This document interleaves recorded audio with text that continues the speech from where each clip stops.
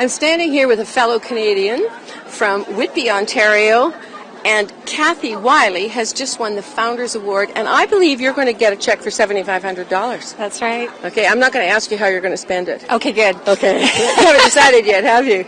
Well, apparently it's part of the retirement fund for my husband.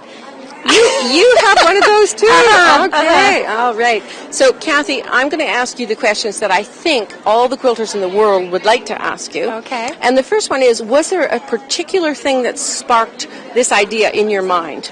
Oh, absolutely. This quilt is inspired by the words of John 15, verse 5, which is, I am the vine, you are the branches, and if anyone remains in me, they will bear much fruit. Wonderful. So once you started with that inspiration, then do you go to paper and pen or do you go to a computer? A little bit of both, but this one was mostly paper. Paper and pencil and eraser. Mm-hmm. Yes. And the eraser. I like that. Okay. So now we've got the illustration, more or less. So then we go to our stash and we choose fabric, or do you paint fabric, or how do you create this in the colors that you want? I like to use a focus fabric as my color palette. Which one? It's not in the quilt. Oh, she had a focus fabric, but she changed her mind. No, okay. I knew the colors, and I went looking for a focus fabric to be my palette, because then I take that with me shopping. Right.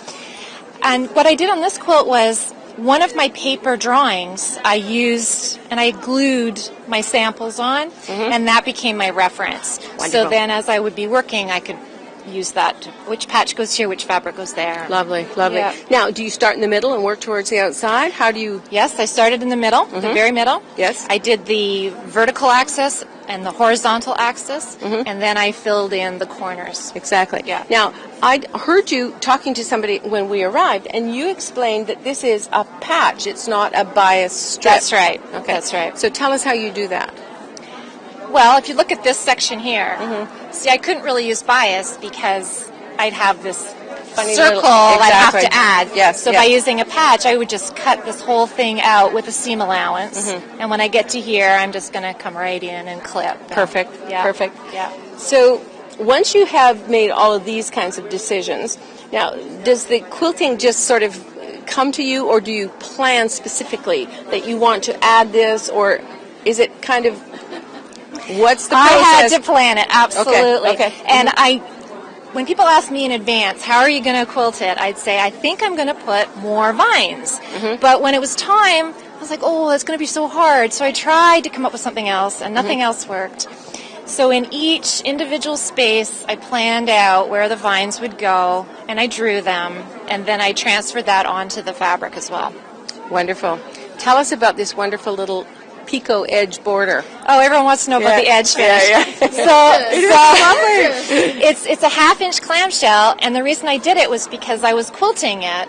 So I quilted it at this frame, I quilted it at this frame, and I thought it'd be great to have it at the outside edge. So it's actually 2 layers of fabric, right sides together, cut, turned. How many are there? Sorry. It's like a 560 or 80 or I don't know, something. Like 500 too many, right? You just don't count. You no, just you do don't. it. You just don't. do it. Now, I saw you showing the back to some people just before I got here. So can you pull the corner back for us? Well, it's such a beautiful toile with the perfect colors. It is. It's lovely. It's lovely. So we have to ask you one more question. Okay.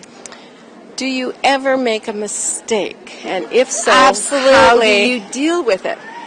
Well, let me think of a good mistake. If it's a stitching mistake, I undo it and do it again. Exactly.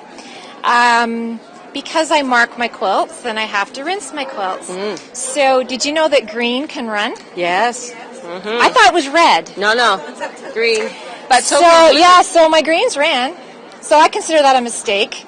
And you just deal with it. You get your Q-tip out and you start scrubbing. A Q-tip. Okay. All right. New tool for your toolbox. You have to get some Q-tips. Well, we are thrilled and delighted that you shared this with us, and we want to congratulate you again. Thank you so much. And I can hardly wait to hear what you spend all the money on. Yes, I think a standing ovation is in order for Kathy. Thank you. Thanks so much. I'm Sharon Pederson from Nine Patch Media for the Quilt Show.